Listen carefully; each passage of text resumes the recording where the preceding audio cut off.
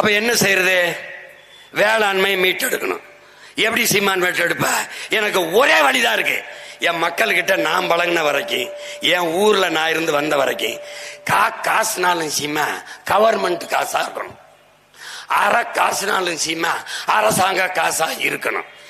என் மக்களுக்கு தெரியல அந்த காசும் அரசாங்கம், காசும் அரை காசும் கவர்மெண்ட்டுக்கு நாம தான் கொடுத்தோம்னு தெரியல. இதுதான் பிரச்சனை. இப்ப உனக்கு அந்த நோய் தானே, சரி வா நான் தாரேன். ஆடு மாடு வளர்த்தல் அரசாங்க பணி, கவர்மெண்ட் எம்ப்ளாயி. பட்டுப்பூச்சி வளர்த்தல், நெசவு செய்தல், வேளாண்மை செய்தல் அரசு பணி, கவர்மெண்ட் வேலை. முடிஞ்சு. நீ ஈரோடு கிழக்கு அதை விட்டுட்டு அரசாங்க பணிக்கு அடுத்த தொகுதி கூட போன, பெருந்துறைக்கு போன, மோடக்குறிச்சிக்கு போன, இங்கே இரு, நான் வேலை தரேன். எப்படி வேலை தருவா சீமான்? உனக்கு நெசவு தானே தெரியும், நெசவுல செய்யு, நீ நெய்யு என்கிட்ட கொடு, நான் எடுத்துக்கிட்டு போறேன்.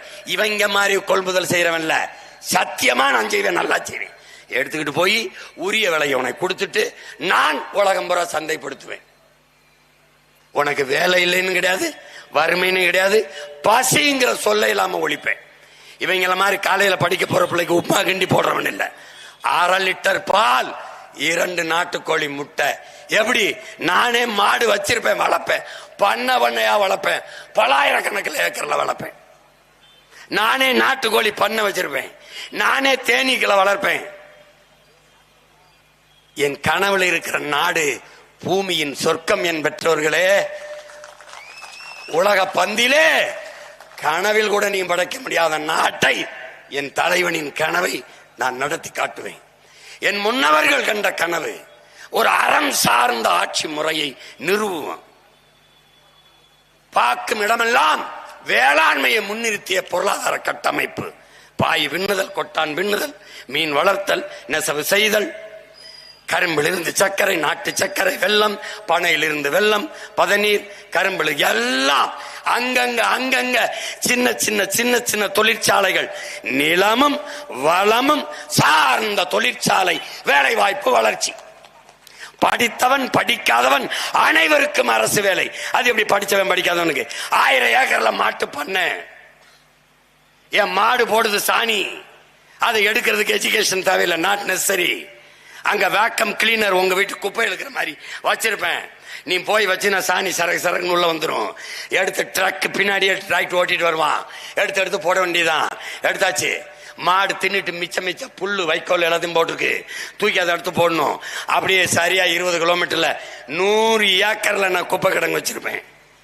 ஆடு மாடு வச்சிருப்பேன், ஆட்டு பண்ணை வச்சிருப்பேன், புழுக்கையை அள்ளி போடுவேன். அது போடுற சிறுநீரெல்லாம் சேர்த்து பிடிச்சு வச்சிருப்பேன், உள்ள வச்சிருப்பேன். எல்லா கோழி வாத்து எல்லா கழிவையும் சேமிப்பேன். தூக்கி கொண்டு 100 ஏக்கர் 200 ஏக்கர் 300 ஏக்கர்ல குப்பை கிடங்கு வச்சிருப்பேன். அங்க ஒண்டி போட்டு செம்முவேன்.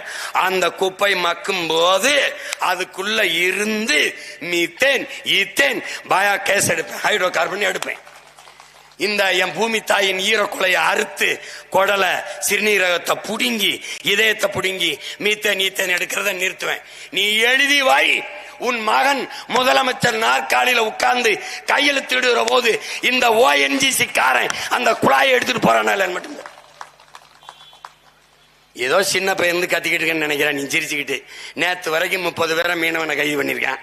நான் வந்துறான்டா பிரபாகரன் மகன், அந்த நாற்காலியில உட்கார்ந்துறான்டா. நீ ஒரு தடவை என் மீனவனை கைது பண்ணி காட்டிடா பாப்போம், தொற்று பாப்போம். தொட நான் ஒரு தொட சொல்ல.